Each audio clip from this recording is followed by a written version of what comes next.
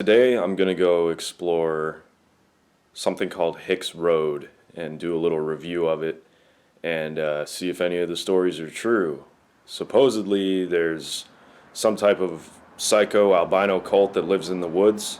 So I looked at the road on a map and it looks like it's actually, pretty interesting. Like it's got some curves and goes through the woods next to a reservoir. So it might be kind of a fun ride. So I'm going to go check it out and see if the legends are true.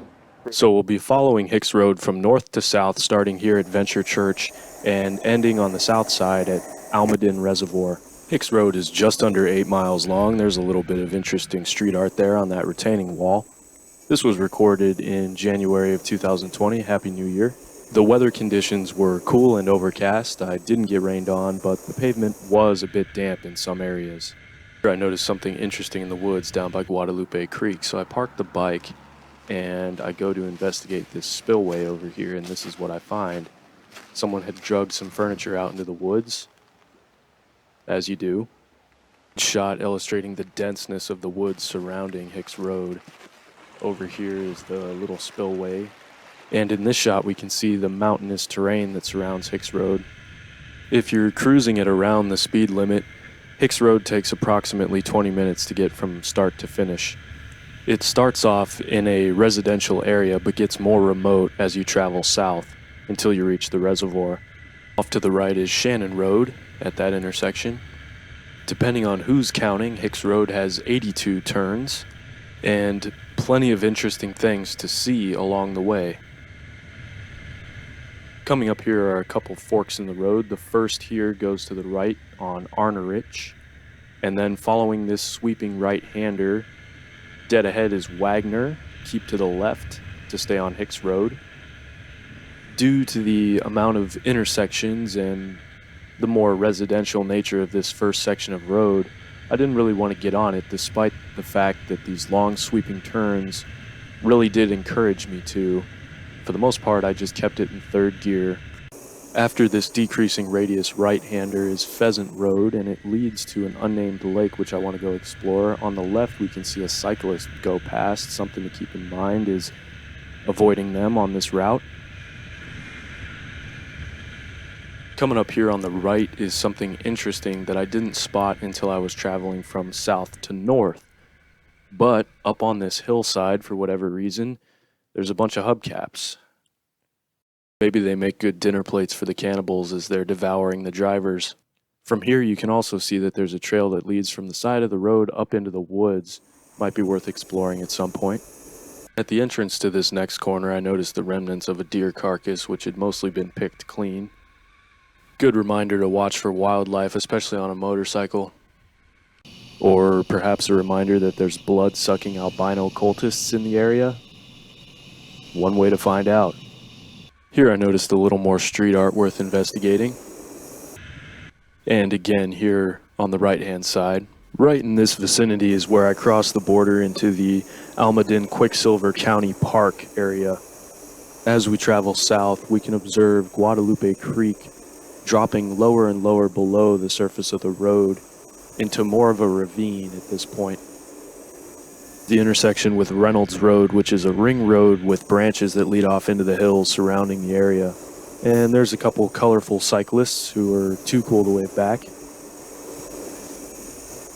At the time of this recording, there's some uneven blacktop along this length of road, so definitely something to watch out for. And there's also a horse crossing here thrown into the mix.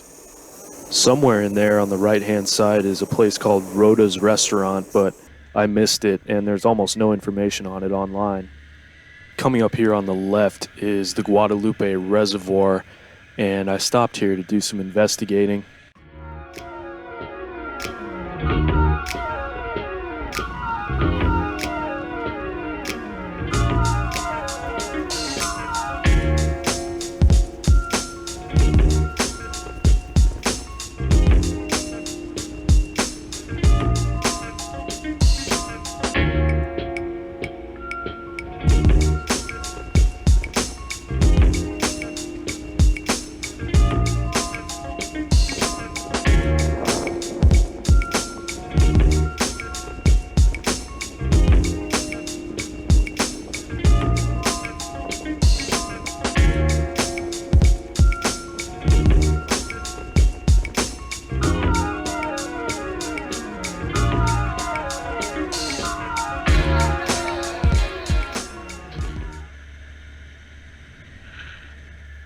I was kind of surprised to see so many parked cars and so many people hiking around the reservoir, but it was a Sunday.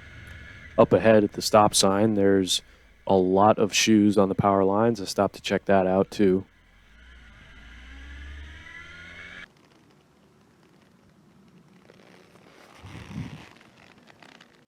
This little downhill section after the stop sign is pretty fun, but watch out for dirt and mud that gets tracked onto the blacktop. And keep left here to avoid a driveway on the right that leads up to a pretty ramshackle property. From here, the tail end of the reservoir kind of opens up into a little bit of a river valley with a marsh down in the middle, and we get some pretty good scenic views on the left here.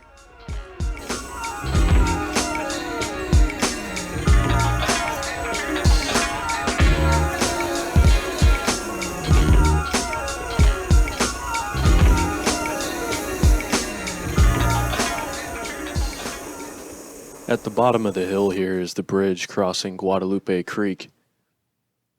Figured I'd stop to take a look.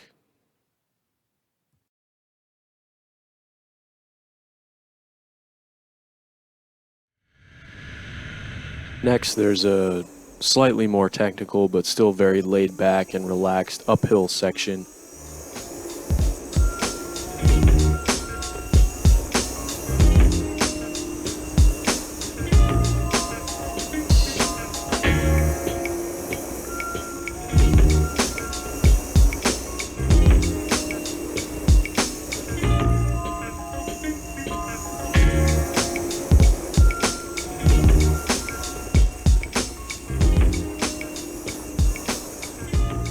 Coming up next is another intersection. On the left is a parking lot for Wood Road Trail, which leads off to some cemeteries and a Old English camp.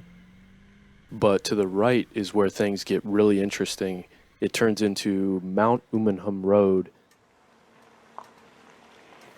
which, if you follow it to the top, will lead you here.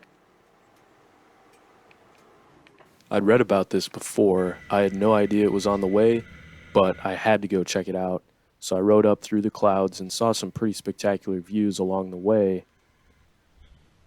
There's a helicopter landing pad that's fallen into disrepair. And at the very top is this.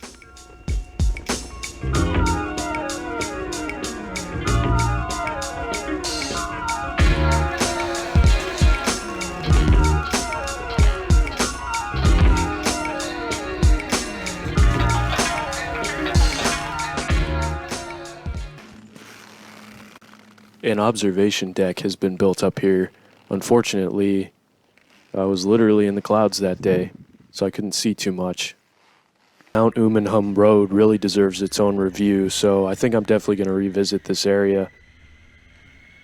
Anyways, after that intersection, I enter another downhill portion with some gentle bends, and the road is cut into another hillside, so now the high side is on the left and the valley is on the right. And I noticed some more interesting things off here on the left. So I park the bike and hike up to take a look at this. I'm not exactly sure what it is. Let me know in the comments if you do. I noticed this on the hillside above me, so I hiked up to take a look.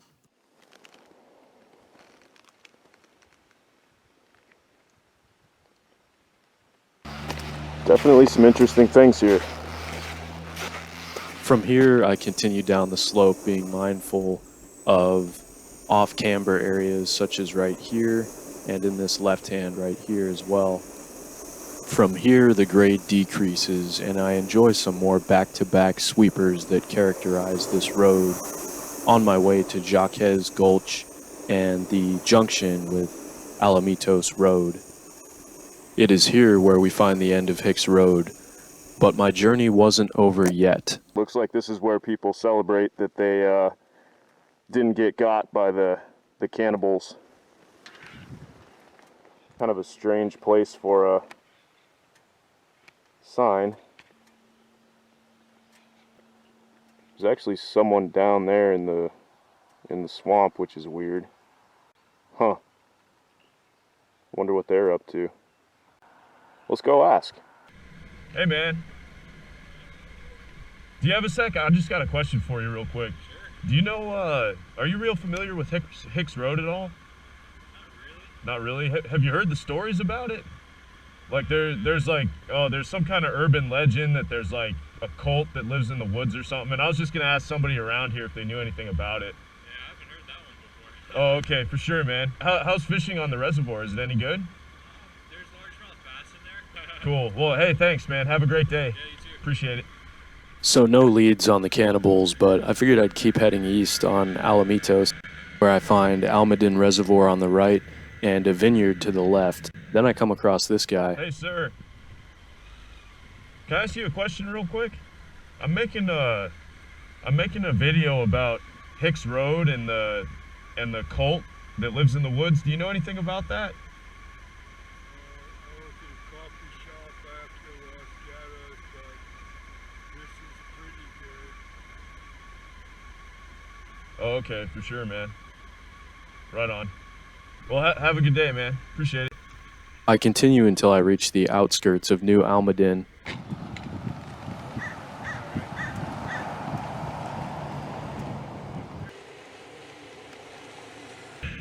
The Quicksilver Mining Museum on the right looked like a pretty cool place to stop. Overall, it feels like I barely scratched the surface. Who knows what else is lurking in these hills. So now for the review, I came up with a 5-category system. Let me know in the comments if you think it's trash or that I should add anything to it. First category is features of the road itself. Hicks Road scores reasonably well in this category with its characteristic long, fast, sweeping bends, but it does lose points for having little to no technical features, and there are no passing zones, and there are some off-camber corners. So it gets a final score of 6 out of 10 for features. The next category is condition of the road surface. Overall, I was pleasantly surprised with only a few potholes here and there, but an uneven and muddy surface does deduct points for a final score of 5 out of 10. The next category is difficulty, meaning the difficulty to reach this road, the difficulty of riding the road itself, the difficulty of the environment that the road is in, pretty much anything that is encompassed in that category. And in this category, Hicks Road does pretty well. It's easy to get to, it's easy to ride, great for cruising. I never lost cell phone reception, so it's basically impossible to get lost. Overall score is 7 out of 10. The fourth category is traffic and safety concerns, where this road scores pretty poorly.